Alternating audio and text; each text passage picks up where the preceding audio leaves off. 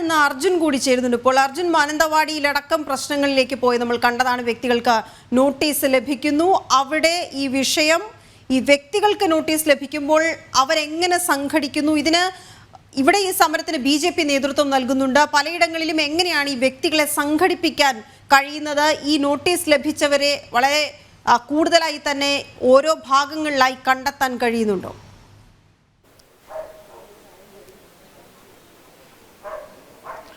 തീർച്ചയായും അത്തരത്തിൽ തന്നെ കൂടുതൽ ആളുകൾ, നോട്ടീസ് ലഭിച്ച ആളുകൾ ഇപ്പോൾ പ്രതികരണവുമായി വന്നിട്ടുണ്ട്.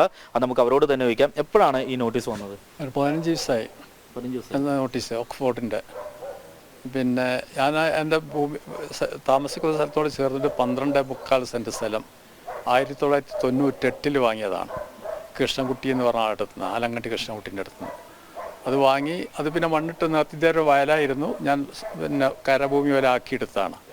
ഇപ്പോഴാണ് നോട്ടീസ് വരുന്നത്. അത് വഖഫ് ഭൂമി കയ്യേറിയതാണെന്ന് പറഞ്ഞു. അതൊരു മാനസികമായിട്ട് വലിയ വിഷമമുണ്ടാക്കി. കാരണം നമ്മൾ പൈസ കൊടുത്ത് അവരെ നേരിട്ട് വാങ്ങിയതാണ്, എൻ്റെ ഉടമ ഏൽപ്പിച്ചു തന്ന ഭൂമിയാണ്. അപ്പോൾ അത് 16/11 മറുപടി തരണം, 19 ഓൺലി മീറ്റിൽ പങ്കെടുക്കും വേണം, പിന്നെ നിയമ നടപടി സ്വീകരിക്കുന്നൊക്കെ പറഞ്ഞിട്ട് അതിൻ്റെ മുറ പോലെ എഴുതിയിട്ടുണ്ട്. പരാതി 3 പരാതി തന്ന അടിസ്ഥാനത്തിലാണെന്നുണ്ട്.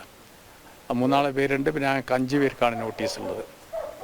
എൻ്റെ ഈ പറഞ്ഞ ഭൂമിയുടെ തൊട്ട് തന്നെയാണ് ഞാൻ താമസിക്കുന്നത്. അതും 47/1. അവിടെ ഒരു ബിൽഡിംഗ് ഉണ്ട്. ഞാൻ എടുക്കുന്ന സമയത്ത് ആ ബിൽഡിങ്ങിൻ്റെ മുകളിൽ ഇപ്പോഴും കാണാം 1948 എന്ന് എഴുതിയിട്ടുണ്ട്. അതായത് എന്നെ പ്രസവിക്കുന്നതിന് മുമ്പ് എടുത്ത ബിൽഡിങ്. അതടക്കം ഇപ്പോൾ വക്കീലിനെ കാണിച്ചപ്പോൾ പറഞ്ഞു 47/6 എല്ലാവർക്കും ഇത് ബാധകമാണ്. അപ്പോൾ ഞാൻ പ്രസവിക്കുന്നതിന് മുമ്പ് തന്നെ ഞാൻ ആ ഭൂമി കയ്യേറിയെന്നാണ് എൻ്റെ ധ്വനി വരുന്നത്. അപ്പോൾ അതൊരു വലിയ മാനസിക ഒരു വിഷമം ഉണ്ടാക്കിയെന്ന് മാത്രം. അപ്പം വലിയ ആശങ്കയിലാണോ? ആശങ്കയാണ്. പിന്നെ ഭൂമിയാണ് നമ്മൾ എഴുതി കൊടുക്കുക. പക്ഷേ ഏതെങ്കിലും അടിയാരത്തിലോ ആധാരത്തിലോ ഒസിയത്താധാരത്തിലോ എന്തെങ്കിലും ഒന്നൊരു ഈ വാക്ക് കാണണ്ടേ? വഖഫ് എന്ന് കാണുന്നില്ല. അവരോട് ചോദിക്കുമ്പോൾ അവർ പറയുന്നത് അത് ബോർഡിൻ്റെ പണിയാണെന്ന്. ബോർഡ് പറയുന്നത് ഞങ്ങൾക്ക് 3 പരാതി എന്നതാണ് ഇങ്ങനെയുള്ളത്. തീർച്ചയായും. അപ്പോൾ ഇനിയിപ്പം വഖഫിന്റെ മുമ്പിൽ ഹാജരാകുന്നുണ്ടോ? എന്താണ് ആദ്യം മറുപടി കൊടുക്കും. നമ്മുടെ എല്ലാ തെളിവുണ്ടല്ലോ.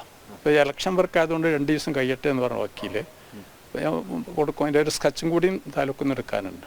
19-ാം തീയതി അവരുടെ മുമ്പിൽ ഹാജരാകുന്നുണ്ടോ? നമ്മൾ സൂം മീറ്റിംഗിൽ പങ്കെടുക്കണം എന്ന് പറഞ്ഞു. ഉണ്ടോ? പങ്കെടുക്കുന്നുണ്ടോ? പങ്കെടുക്കുന്നതിന് എന്തായാലും മറ്റുള്ള ആധാരങ്ങളൊക്കെ ഉണ്ട്. ഇപ്പം കയ്യിൽ ആധാരമുണ്ട്, അതായത് വോട്ടർ സ്റ്റാറ്റാണ്, എല്ലാം ഉണ്ട്. ആധാരമുണ്ട്, പട്ടയുണ്ട്, അടിയാധാരമുണ്ട്, ഒക്കെ ഉണ്ട്. ആധാരത്തിൽ എപ്പം ഈ സ്ഥലം മേടിച്ചു എന്നാണ് കാണിക്കുന്നത്? 1998 നിങ്ങൾ വാങ്ങിയ 12.25 സെന്റ് സ്ഥലം. അതെ. അതിനു മുൻപ് ആരുടെ കയ്യിലായിരുന്നു വാങ്ങിയ? കൃഷ്ണൻകുട്ടി, ആലങ്കണ്ടി കുഞ്ഞുട്ടിന്റെ മകൻ കൃഷ്ണൻകുട്ടീൻ്റെ അടുത്തുനിന്ന്. ഇപ്പോഴാണ് അറിയുന്നത് ഇത് വഖഫ് രജിസ്റ്റർ ചെയ്താന്ന് പറയുന്നത്. തീർച്ചയായും അത്തരത്തിൽ തന്നെയാണ്. നിരവധി പേരാണ് ഇപ്പോൾ ഈ ഒരു നോട്ടീസ് കിട്ടി ഇവിടെ എത്തിയിട്ടുള്ളത്. ഇത്തരത്തിൽ നിരവധി പേർ ഇങ്ങോട്ട് എത്തിയിട്ടുണ്ട്.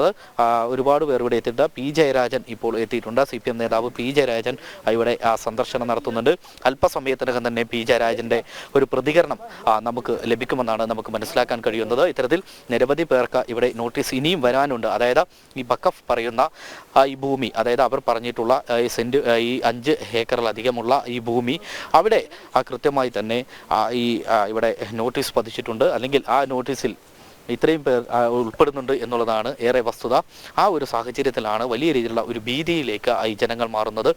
പി ജയരാജൻ ഇപ്പോൾ ഒരു വീടുകൾ സന്ദർശിക്കുന്ന ഒരു കാഴ്ചയാണ് നമുക്കിപ്പോൾ കാണുവാൻ സാധിക്കുന്നത്. അദ്ദേഹം വീടുകളിലെത്തി അവരുടെ കാര്യങ്ങൾ ചോദിച്ച് അറിയുന്ന ഒരു സാഹചര്യമുണ്ട്. അല്പസമയത്തിനകം തന്നെ പി ജയരാജന്റെ പ്രതികരണവും നമുക്ക് ഈ വിഷയത്തിൽ ലഭിക്കുമെന്നാണ് നമുക്ക് മനസ്സിലാക്കാൻ കഴിയുന്നത്. അങ്ങനെയെങ്കിൽ അദ്ദേഹത്തോട് തന്നെ നമുക്ക് ഇതിൻ്റെ വിശദാംശങ്ങൾ ചോദിച്ചറിയാം. നേരത്തെ നമ്മൾ കണ്ടതുപോലെ ഇതിൽ മതം എന്നുള്ളതല്ല, ഇത് മതത്തിലുപരി തങ്ങളുടെ ഈ സ്ഥലം എന്നുള്ളതാണ് പ്രധാനപ്പെട്ടത്. അത്തരത്തിൽ സ്ഥലം പോയ ആളുകളാണ് മുസ്ലിം ഭാഗത്തിൽ നിന്നടക്കമുള്ളവർ.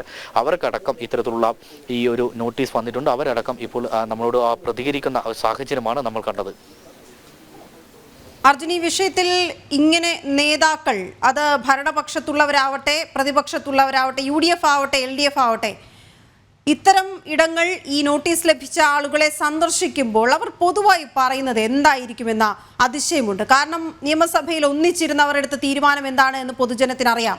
അപ്പോൾ എങ്ങനെയാണ് ഈ നോട്ടീസ് ലഭിക്കുന്ന പാവങ്ങളോട്, സ്വന്തം കിടപ്പാടം ഉപേക്ഷിക്കേണ്ടി വരുമോ എന്ന് ഭയക്കുന്നവരോട് അവർക്ക് പറയാനുള്ളത്? സാധാരണ അവരെന്താണ് പറയാറ്?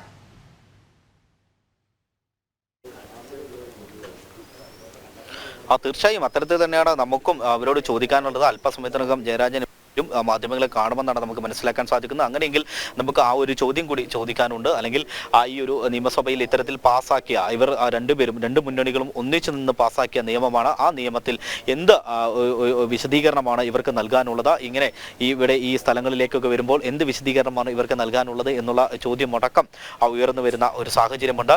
സ്വാഭാവികമായും ഈ പ്രദേശവാസികളുടെ ആശങ്ക നമുക്ക് കേൾക്കേണ്ടതുണ്ട്. അത്തരത്തിൽ അവരുടെ ഈ ആശങ്ക സ്വാഭാവികമാണ്. അങ്ങനെയെങ്കിൽ ഇവർ ഇനി എന്ത് ചെയ്യുമെന്നുള്ള ഒരു ചോദ്യം ഇവർക്കുണ്ട്. അല്പസമയത്തിനകം ജയരാജൻ പുറത്തേക്ക് വരും, പി ജയരാജൻ പുറത്തേക്ക് വരും, നമ്മളോട് സംസാരിക്കും എന്നുള്ളതാണ് നമുക്ക് മനസ്സിലാക്കാൻ കഴിയുന്നത്. അങ്ങനെയെങ്കിൽ കൂടുതൽ കാര്യങ്ങൾ അദ്ദേഹത്തോട് നമുക്ക് ചോദിക്കാൻ സാധിക്കും.